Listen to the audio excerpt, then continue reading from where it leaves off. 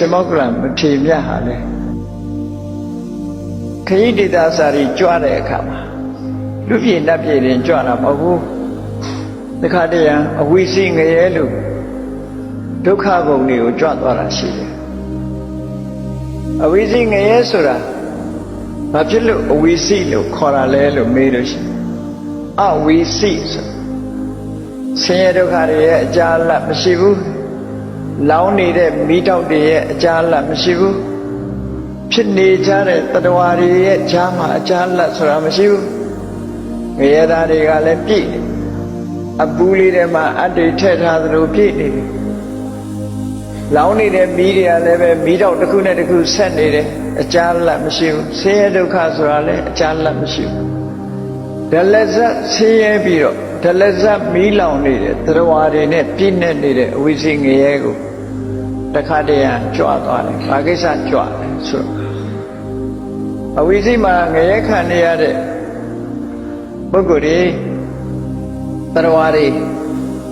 တခါတည်းယန္တန်ဃာကိုဖူးတွေ့ရလဲရလို့ကုသိုလ်စိတ်ကလေးများဖြစ်သွားလို့ရှိရင်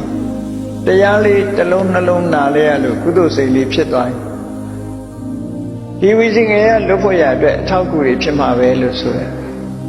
ကြီးမားတဲ့ကရုဏာတရားနဲ့ကြွသွားအဲ့တော့ဒုက္ခတွေဒလဇတ်ခံနေရတဲ့ငရဲသားတွေကရှင်မောက္ကလံကိုဘယ်လိုလုပ်ဖူးနိုင်မလို့သူဟောတဲ့တရားရောဘယ်လိုလုပ်နာမလို့အမလေးလူလေးဩနေကြတဲ့လူတွေလေငရဲသားတွေအဲ့တော့ဘယ်လိုလုပ်တော့ဆိုရှင်မောက္ကလံကသူတကိုးနဲ့ငရဲမိကိုမိုးကလေးရွာချပြီးတော့ခိတ္တခဏလေးငြိမ်းအောင်လုပ်လိုက်တယ်ငရဲမိငြိမ်းသွားတဲ့အခါကျတော့သူတို့အတော်သိလေးတက်တာရတဲ့အချိန်လေးမှာသူ့ပုံကိုကောင်းကင်ကပြမော်ပြီးတော့ဖူးကြအဲ့ဒီအချိန်လေးမှာတရားစကားလေးတစ်ခွန်းနှစ်ခွန်းပြောတော့ဒီလိုဆိုတာပေါ့နော်ဒါကတော့စားတဲ့ပေထဲမှာစကားစာလာပေလာမဟုတ်ဘဲနဲ့ပြောတာဘာလို့ဆိုရှင်မောက္ကလံအဝိဇ္ဇငရဲသွားတော့ငရဲမိကလိုက်လို့တဲ့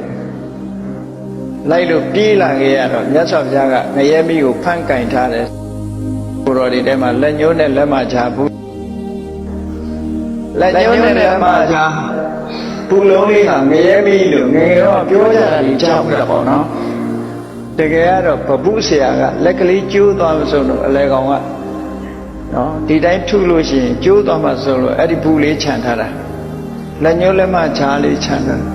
အဲ့ဒါကိုကြံ့ကြံ့ဖန်ဖန်ငရဲမိလိုက်လို့ဘုရားကဖမ်းကင်ထားရတယ်လို့ဒီလိုကြံ့ကြံ့ဖန်ဖန်ပြောတဲ့လူကရှိသေးတယ်နော်တကယ်ကတော့ငရဲမိလိုက်တာမဟုတ်ပါဘူးအဲ့ဒါလို့အကျိုးရှိရာရှိချောင်းကိုဒီလိုလို့